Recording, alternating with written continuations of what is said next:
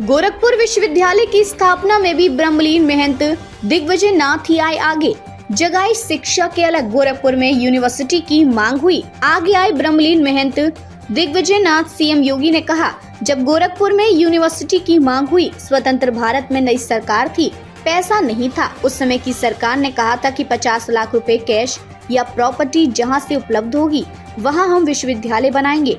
उस समय भी कोई सामने आया तो वह ब्रह्मलीन महंत दिग्विजय नाथ जी थे। उन्होंने कहा था कि ठीक है, हम लोग पैसा देते हैं, यूनिवर्सिटी बनाते हैं। उस समय 50 लाख रुपए का मतलब आज का 500 करोड़ रुपए है। उस समय यूनिवर्सिटी की स्थापना हुई। उनके बताए मूल्यों और आदर्शों ने भारतीयता के नवनिर्माण, पूर्वी उत्तर प्रदेश और गोरखपुर में सुसंस्कृत समाज की नींव रखी। उनके विचारों और उनके कृतित्वों से हमें आज भी निरंतर आगे बढ़ने की प्रेरणा मिलती है।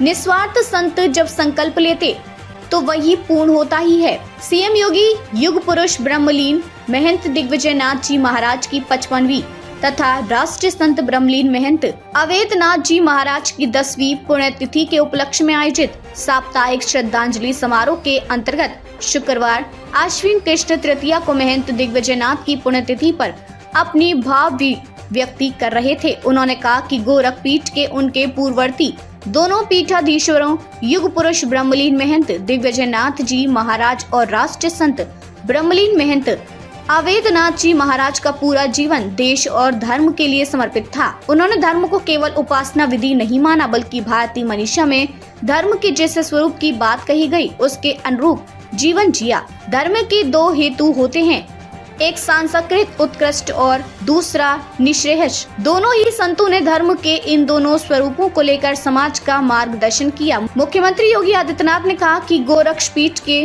पूज्य संतों दिग्विजय नाथ जी और अवैधनाथ जी की साधना और संकल्पों की सिद्धि है।